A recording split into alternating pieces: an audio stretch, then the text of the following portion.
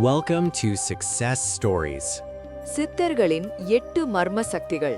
வணக்கம் நண்பர்களே, நமது சக்சஸ் ஸ்டோரிஸ் சேனலுக்கு உங்களை வரவேற்கிறோம்.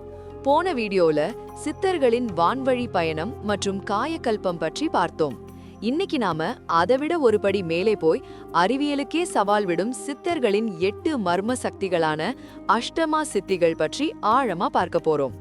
சித்தர்கள்னா வெறும் மருத்துவர்கள் மட்டும் இல்ல, அவங்க இயற்கையை தன்வசப்படுத்திய பிரம்மாண்டமான அறிவியலாளர்கள். அவங்க தியானத்தின் மூலமா அடைந்த அந்த 8 அபூர்வ சக்திகள் என்ன? அதை அவங்க எப்படி பயன்படுத்தினாங்க? இன்றும் அந்த சக்திகள் சாத்தியமா? வாங்க இந்த மர்ம உலகத்துக்குள் போகலாம். அஷ்டமா சித்திகள்னா 8 வகையான மகா சித்திகள். திருமூலர் தன் திருமந்திரம் நூலில் இதை பற்றி மிக ஆழமா சொல்லியிருக்கார். அந்த 8 சித்திகளையும் உதாரணங்களோடு பார்க்கலாம்.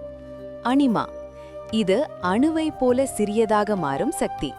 ஒரு சித்தர் நினைத்தால் தன் உடலை ஒரு அணு அளவு சிறியதாக்கி யாருடைய கண்ணுக்கும் தெரியாமல் எந்த இடத்திற்கும் போக முடியும். ஒரு சிறிய பூவின் இதழுக்குள் கூட அவங்க தியானம் செய்ய முடியும். மகிமா, அனிமாவுக்கு நேர் எதிரானது இது. தன் உடலை ஒரு மலையைப் போலவோ அல்லது பிரபஞ்சம் முழுவதையும் தன்னுள் அடக்கும் பிரம்மாண்ட உருவமாகவோ மாற்றும் சக்தி. இயற்கையின் சீற்றத்தை தடுக்க சித்தர்கள் இந்த சக்தியை பயன்படுத்தியதா சொல்லப்படுது. லகிமா, இது உடலை காற்றைப் போல லேசாக்கும் சக்தி. புவியீர்ப்பு விசையை தன்வசப்படுத்தி எந்த ஒரு கருவியும் இல்லாமலே காற்றில் மிதந்து செல்வது. நாம ஏற்கனவே பார்த்த வான்வழி பயணம் லெவிடேஷன் இந்த சித்தியின் ஒரு பகுதிதான். கரிமா, இது லகிமாவுக்கு எதிரானது. தன் உடலை இரும்பை விட கனமானதாக்கி யாராலும் அசைக்க முடியாத அளவுக்கு தன் எடையை அதிகரிப்பது. ஒரு சித்தர் நினைத்தால் ஒரு பெரிய யானை கூட்டமே தள்ளினாலும் அசையாமல் நிற்க முடியும். பிராப்தி, இது நினைத்த இடத்திற்கு செல்லும் சக்தி.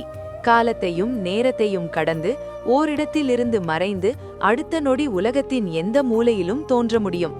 இது ஒரு வகையான டெலிபோர்டேஷன் கலை. பிராகாமியம், இது வேண்டியதை அடைதல் அல்லது மற்றவர் உடலுக்குள் புகுவது. கூடு விட்டு கூடு பாய்வது, நீரிக்குள் நடப்பது, நெருப்பில் வேகாது இருப்பது, மற்றவர்களின் எண்ணங்களை அறிவது போன்ற அதிசயமான கலைகள் இதன் கீழ் வரும். ஈசத்துவம், இது படைக்கும் ஆற்றல் அல்லது இயற்கையை ஆளும் சக்தி.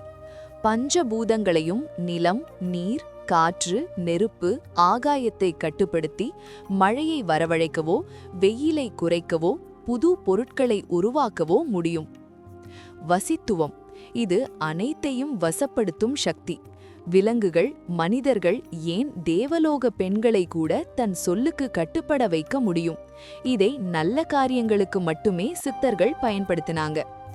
இந்த 8 சித்திகளையும் சித்தர்கள் எப்படி அடைஞ்சாங்க? இதுக்கு ஆதாரங்கள் இருக்கா அப்படின்னு கேட்டா, திருமூலரின் திருமந்திரம், போகரின் போகர் 7000, அகத்தியரின் ஜால திரட்டு போன்ற பழமையான புத்தகங்கள்ல இத பத்தின தெளிவான குறிப்புகள் இருக்கு. ஆனா இந்த சக்திகளை அடைவது ஒரு சாதாரண விஷயமில்ல. பல வருட கடுமையான தவம், யோகா மற்றும் மனக்கட்டுப்பாடு தேவை. சித்தர்கள் இந்த சக்திகளை தன் சுயநலத்திற்காக பயன்படுத்தல, உலக நன்மைக்காகவும் ஆன்மீக முன்னேற்றத்திற்காகவும் மட்டுமே பயன்படுத்தினாங்க. இன்றும் சதுரகிரி போன்ற மலைகள்ல சித்தர்கள் சூட்சம வடிவத்துல வாழ்ந்து இந்த சக்திகளை பயன்படுத்துறதா நம்பப்படுது. மேலும் இது போன்ற பல சுவாரஸ்யமான வரலாற்று மற்றும் மர்ம பதைகளுக்கு நமது சேனலை சப்ஸ்கிரைப் செய்யுங்கள்.